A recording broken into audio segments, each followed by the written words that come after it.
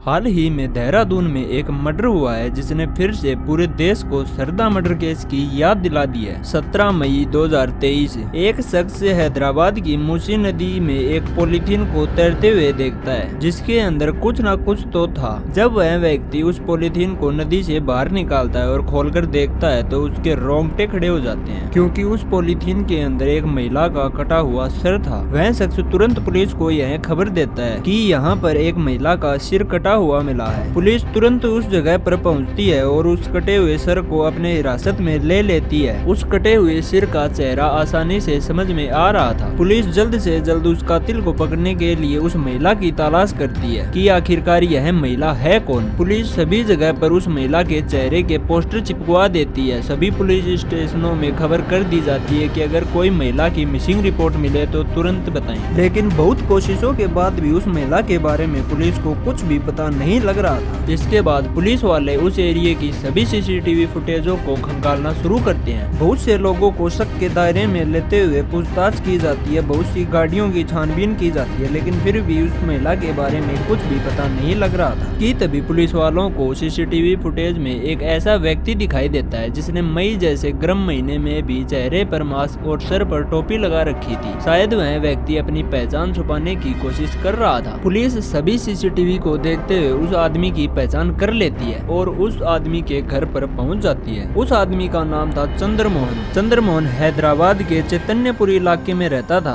जो online trading जैसा काम करता था। पुलिस उसके घर पहुंचती है और उससे पूछताछ शुरू कर देती है। चंद्रमोहन पुलिस से बिना डरे पुलिस के सभी सवालों का जवाब दे देता है। पुलिस वालों को लगता है कि शायद यह वह शख्स नहीं है जिसकी हमें तलाश है, लेकिन तभी एक पुलिस वाले की नजर चंद्रमोहन के हाथ पर जाती है। उसके हाथ पर एक घाव का निशान था। तभी उनको लगता है कि कुछ न कुछ गड़बड़ तो जरूर है, इसीलिए पुलिस वाले चंद्रमोहन से सख्ती से पूछताछ करना शुरू कर देते हैं। पूछताछ के दौरान चंद्रमोहन पुलिस के हाथों फंस ही जाता है और आखिरकार वह सच का खुलासा कर ही देता है। वह कहता है कि हाँ, मैंने ही वह कटा हुआ सर वहाँ पर फेंका था। जब पुलिस वाले चंद्रमोहन से उस महिला के बारे में पूछते हैं तो वह उस महिला का नाम अनुराधा रेड्डी बताता है और पुलिस वालों को अनुराधा रेड्डी के कमरे में भी ले जाता है, जो कि उसके घर के फर्स्ट फ्लोर पर रहती थी। पुलिस वाले कमरे में जाते हैं तो उनको उस कमरे में वह तमाम चीजें मिलती हैं जिससे अनुराधा रेड्डी को मारा गया था। पुलिस वालों को उस कमरे में स्टोन कटर, चाकू जैसी सभी चीजें बरामद हो जाती हैं। उस कमरे में एक फ्रिज भी रखा हुआ था। पुलिस वाले डरते हुए उस फ्रिज को खोलते हैं। जिसका उन्हें डर था वही होता है। उस फ्रिज में अनुराधा रेड्डी के शव के टुकड़े रखे हुए थे। इसके बाद पुलिस चंद्रमोहन को हिरासत में ले लेती है और पुलिस स्टेशन लेकर आती है और उन बॉडी पार्टों को जो फ्रिज में मिले थे पोस्टमार्टम के लिए भेज दिया जाता है और पुलिस चंद्रमोहन से पूछताछ शुरू करती है। फिर वह अपनी सारी कहानी बता देता है। उसने बताया कि उस महिला का नाम अनुराधा रेड्डी था और वह लगभग 55 साल की थी। अनुराधा रेड्डी